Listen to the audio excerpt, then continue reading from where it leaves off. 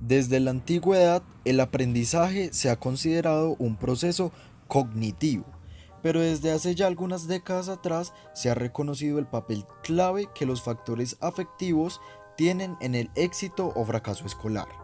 Las creencias, actitudes y emociones constituyen una parte importante del proceso de aprendizaje y sirven de cimientos del dominio afectivo, enfocado en el área de matemáticas. Dichos conceptos ejercen una poderosa influencia en la disposición matemática del estudiante, en el autoconcepto como aprendiz y en su determinación para encarar los problemas matemáticos.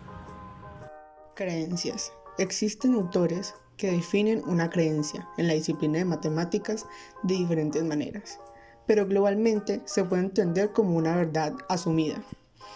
Es una verdad que una persona implanta en su mente, que construye a través de las vivencias, de la cultura, de las experiencias. Lo importante es entender que las creencias juegan un papel de verdad asumida. Hablando matemáticamente, una creencia es una especie de axioma o postulado que la persona asume en función de su experiencia vital, de lo que ha vivido, de lo que ha tenido, de lo que ha sufrido, de lo que ha ganado, muy directamente vinculado con la cultura de la que hace parte. Entonces, para nosotros un axioma es que no podemos dividir entre cero. Expandiendo esto con otros ejemplos, se puede postular de que un axioma para las personas que se enfocan en las ciencias naturales es el saber que las plantas necesitan sol. Para los que estudian lenguas, un axioma puede ser que la palabra iu tiene dos significados. Y para las personas que estudian español, un axioma se ve reflejado en que un poema debe rimar. Pero ojo, todos los axiomas dependen del contexto en que se trabaje. La importancia de las creencias en esta área y en cualquier otra que componga la naturaleza humana es que aquellas son bases fundamentales para la interpretación del mundo, para la toma de decisiones y para el accionamiento de las personas. Se debe hacer énfasis en lo que no importa si la creencia es verdadera siempre. Para efectos del que la tiene es verdad, con independencia de la veracidad o no de una creencia. Para el que la tiene es así, como por ejemplo se tienen las religiones. Las creencias religiosas son verdaderas para aquellos que las tienen. Se debe distinguir que en el estudio de las matemáticas existen cuatro grandes creencias sobre las mismas por parte de los estudiantes. Algunos autores solo nombran dos y otros complementan cuatro subdivisiones, pero en general todos concuerdan sobre las mismas ideas.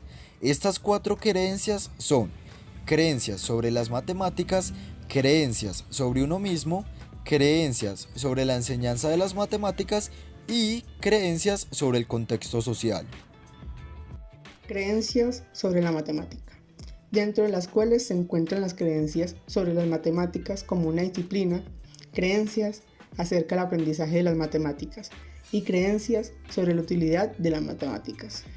Por ejemplo, él es Juan. Díganle hola a Juan. Desde que Juan era pequeño, escuchó a sus papás, a sus profesores, a sus amigos y al mundo en general hablar sobre la importancia de las matemáticas. Desde su utilidad tan simple para saber contar cuántas cosas hay, hasta su utilidad para la economía. Al evidenciar esto, Juan creció con la creencia de que las matemáticas son útiles, pero asimismo difíciles y complejas de entender. Pero ambas creencias no opacan la necesidad de entender lo básico para poder ser funcional en la sociedad.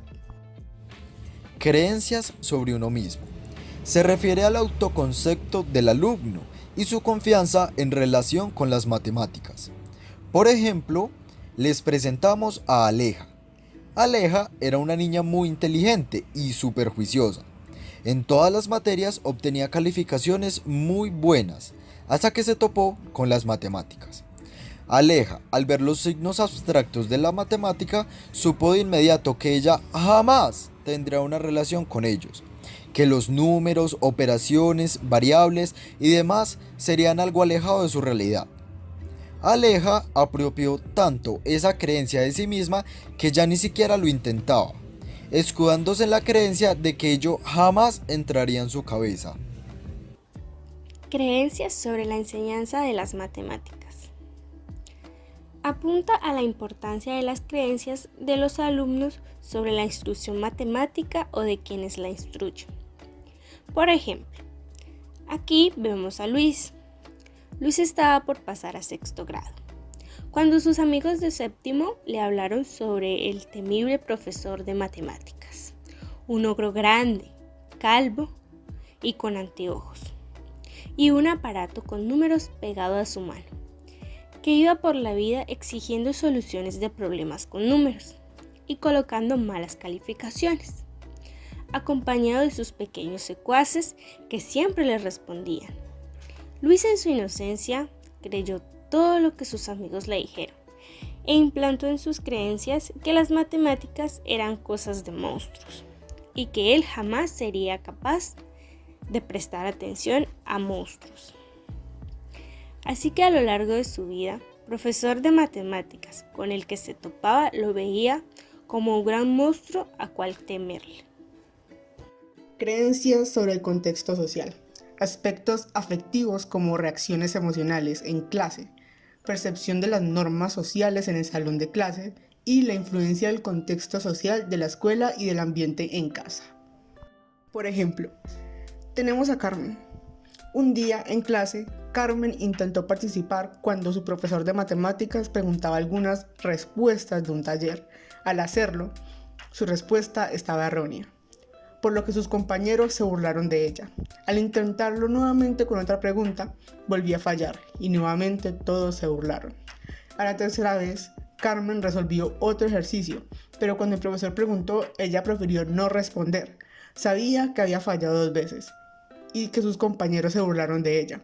No quería fallar otra vez y ser el payaso de la clase. Carmen puso en su mente que el fallar en la clase de matemáticas es sinónimo de burlas del resto de la clase, así que siguió con su vida con la creencia de que las matemáticas solo la hacen ver tonta frente a los demás.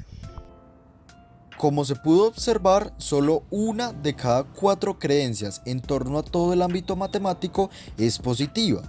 Las demás repercuten en ideas erróneas sobre el significado real de las matemáticas. Es por ello que se hace necesario potencializar ciertos aspectos que contribuyan a un cambio de creencias, basados en argumentos lógicos.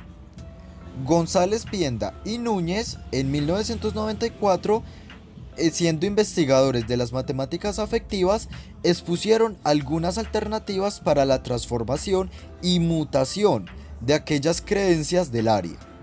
En el caso de Aleja, ellos plantean que se debe potencializar la confianza en sí misma y la autoeficacia. Al enseñarle la maleabilidad de su cerebro para aprender, se le está demostrando que es competente para accionar en matemáticas, que debe confiar en sus capacidades y tener expectativas altas ante los desafíos académicos de matemáticas. Solo así, desarrollando una confianza en sí misma y un potencial de desarrollo, se podrá superar la creencia de que las matemáticas no me entran a la cabeza. Para el caso de Luis, plantean que se debe ahondar en el hecho de la veracidad de sus creencias. ¿Acaso puede verificarlas? Claro que sí. Tiene a su disposición el ser partícipe en clases, tratar de ver más allá de la fachada que sus amigos le plantearon y aprender con base a su experiencia propia, si comprende o no a su maestro, si la institución que está recibiendo es entendible por él, dejando de lado las creencias de otros y planteando una propia. Y para el caso de Carmen, ellos plantean que debe atribuir sus éxitos y sus pérdidas a ella misma como parte de una formación. Ella debe ser capaz de comprender que sus esfuerzos personales también valen la pena, sin importar las críticas negativas externas, además de que no puede percibir sus errores como causas de factores externos, es decir, no puede culpar a los demás de sus fallos. Eso disminuye su motivación y rendimiento. La mejor alternativa es la planteada por el estilo atribucional del sujeto, y el cual dice que el éxito o el fracaso En matemáticas depende de factores internos, variables y controlables. Es decir, nuestro éxito y fracaso está rígido por nosotros mismos, por nuestro desempeño y organización, tomando además el fallo como una nueva oportunidad para aprender. En conclusión, podemos establecer que nuestro sistema de creencias en matemáticas no debe ser como un gran trozo de piedra, es decir, rígido y sin cambios. Más bien, nuestras creencias en el área pueden verse como un trozo de plastilina, moldeable y sujeto a cambios cada que estemos dispuestos a cambiar. Porque claro, nuestro potencial de cambio depende solo de nosotros. Solo se cambia aquello que se quiera cambiar. Esperamos que este video sirva de apoyo para que sean conscientes de estas creencias e indaguen en sus mentes, porque creen lo que creen de las matemáticas.